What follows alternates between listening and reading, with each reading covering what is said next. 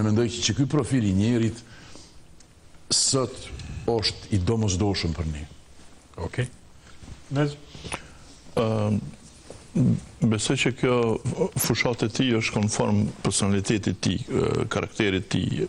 Unë është njeri jo konfliktuos, edhe që mundet me ofru është paqë, mirëkuptim mes tjerëve, kështu që është e vërtet që kjo I duhet shoqërisë tonë, ma shumë se kur, por a do të funksionoj kjo, kjo është tjetër mesele. Enver Hoxha në kujtimet e tij thot, si është e mundur që une I munda personalitete kaq të mëdha si Mithat Frashi, Medi Frashi, Recep Mitrovica, Mustafa Kruja, tjerë. Kush ishin ata, kush isha unë?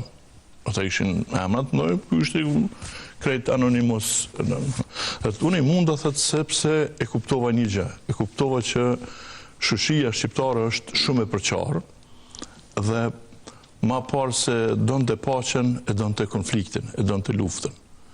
Edhe une ju futa kësoj gjëje edhe fitova. Edhe do I vrova. Po natyrisht tash, nëse do në konflikt çka bëhet, në luftë çka bëhet? Në luftë bëhet për me vrarë tjetrën, për me vrarë kundërshtaren. Jo publin të. Po nëse I veçës, do më qysh nuk o mirë me vrarë. Shiko, kjo nuk është, prandaj na historikisht e vlerësojmë ato si ftyrën ma negative në historinë, po mendoj e shqiptarëve, por thjesht është një fakt evident që e ka fitu luftën civile në Shqipëri.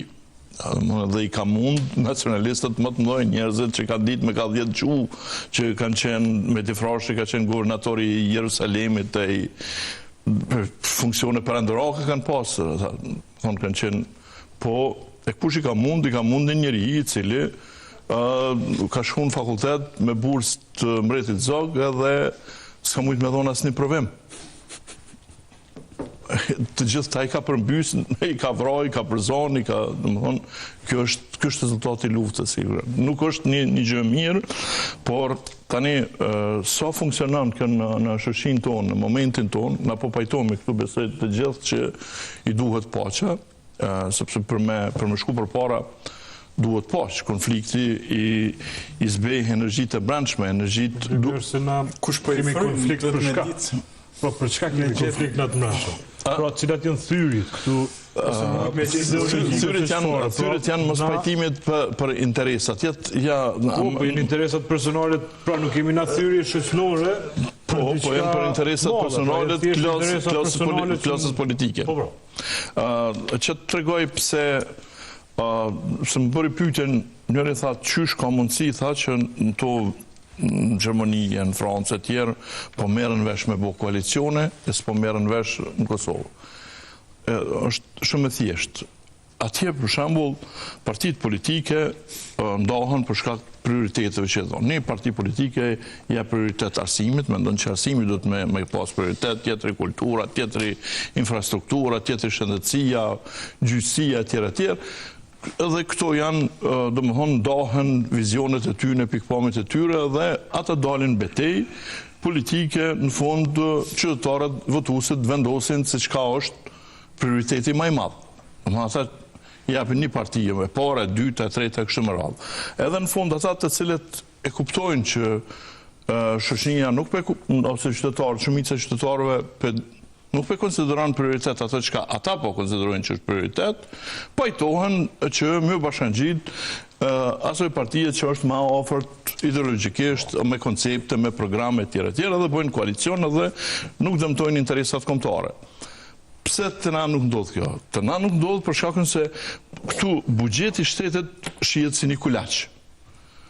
Ku tentohet me grabit, që është me mentalitet cubi, edhe kush me marë ma shumë, edhe tash natyrisht, kur ti do një pjesë më të madhe, tjetër një pjesë më të do në po ashtu hisën më të madhe, tash vazhdimisht ka konflikt se s'muj binë dakord qysh me daqat kulaqin e pushtetit. Në Gjermani hiç s'menojnë për qëtë kulaq?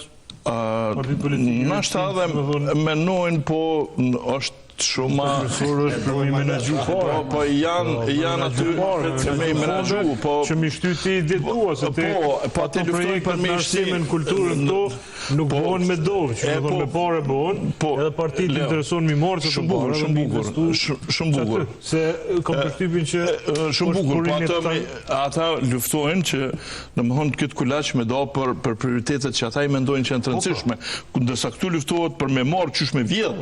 Çto është problemi? Ky është mentaliteti i jonë. Ku mundet me marrë ma shumë? A mundet me marrë ma shumë të arsimja, të rrugta, të atje, apo të gjitha? Kjo është edhe për shkak që votuesit tonë nuk i diferencojnë ata njerëzit, më thonë, ka dalë, se që ka vjedhë, që jo, që duk ma ndershëm, edhe me i denu, për shembull, me votë. Po thjesht votohet ma tepër ky ka frizurën më të mirë, ky kënan më mirë. Se Albini pëfshin 42% në shkone pa frizurën.